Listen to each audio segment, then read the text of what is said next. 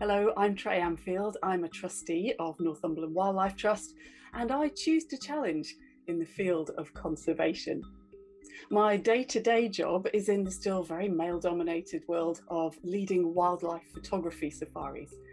But this International Women's Day, I'd like to highlight some of the amazing work by the dedicated and pioneering women who work all across the conservation sector to make my job possible. So a massive, massive thank you to all of you. The women I work most closely with day to day and out in the field are, of course, the safari guides. And in Kenya, that means these two incredible women, Gladys Letuolo and Judy Koya. Gladys and Judy are among the first women to have graduated from the Koyaki Guiding School in the Masai Mara, and their knowledge of the wildlife and the ecosystem here is unparalleled. They know all of the individual lions out here in the Conservancy and the pride dynamics. And their insights mean that we're always in the best place for photographic opportunities, for details, for relationships, and of course they know where the mums are keeping those little ones safe too.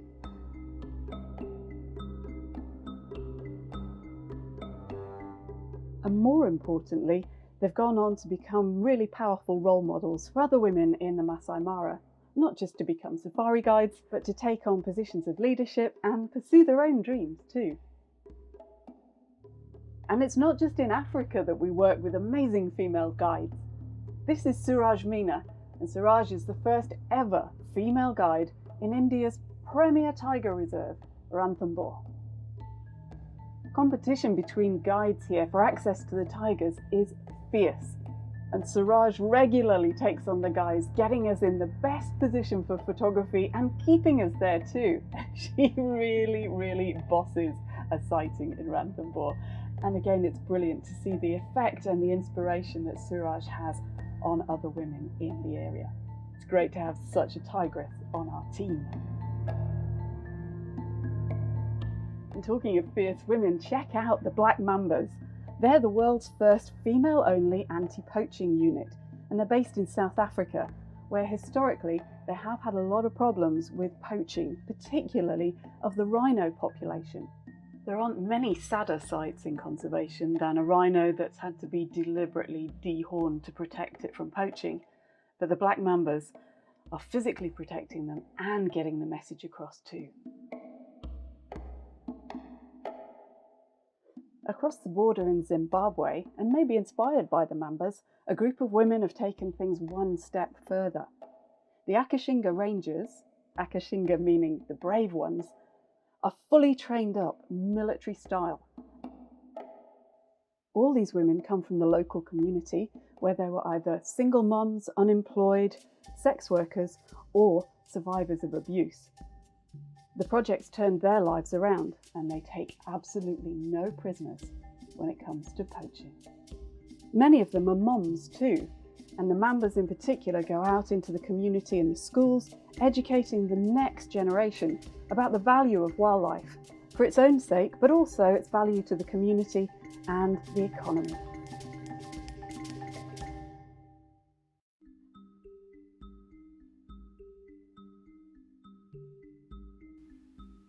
For me, one of the most life-changing and uplifting wildlife experiences I've ever had has been trekking for gorillas. There are only a few hundred in the wild, so keeping them healthy and safe is so important. Kirsten Deladi is Exec Director and Chief Veterinary Officer of Gorilla Doctors, and they're an on-the-ground organisation who go out with the gorilla families every day, monitoring their health and their well-being, and when necessary, intervening with veterinary care. It's essential work and so effective that gorilla numbers are actually now on the rise, a fantastic positive success story in conservation. And it's one that I'm really proud to support by donating a percentage of the profits from my exhibition sales. Another project I'm really proud to support through fundraising safaris is the Mara Predator Conservation Programme. It comes under the umbrella of Kenya Wildlife Trust, where Exec Director Dr. Irene Amoki is another woman doing brilliant work, hands-on in conservation of all Kenya's wildlife. And you don't have to work directly with wildlife to make a huge positive impact for conservation. Brilliant agents like Tamara Britton promote safari destinations and encourage tourism in. Female pilots fly us safely in and out of the Masai Mara. Women like Rashina Allen manage high-end safari lodges that support local communities. And a special shout out to all the women in all the lodges who look after us with such generosity and warmth while we're away from home.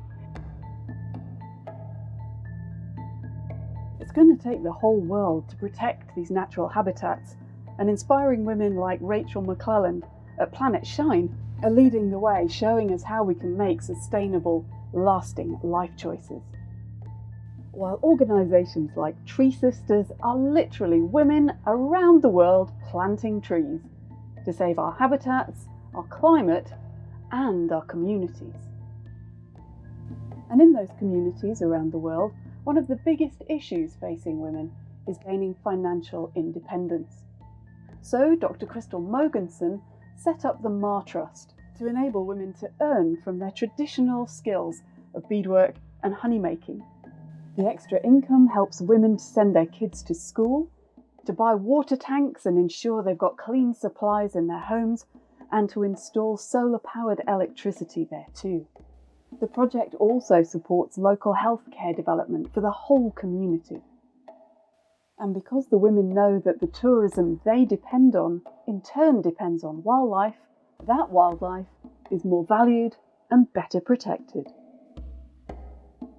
I feel really lucky to work with all these brilliant women, and by providing ethically minded, safe and inclusive journeys for photographers, I hope I'm setting a benchmark for how safaris should be.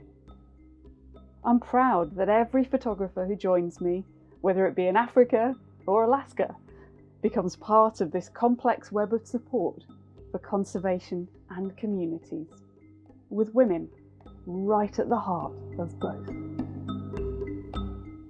So thanks again to all those dedicated, talented and tireless women. Happy International Women's Day. I'll leave you with some inspirations from Safari.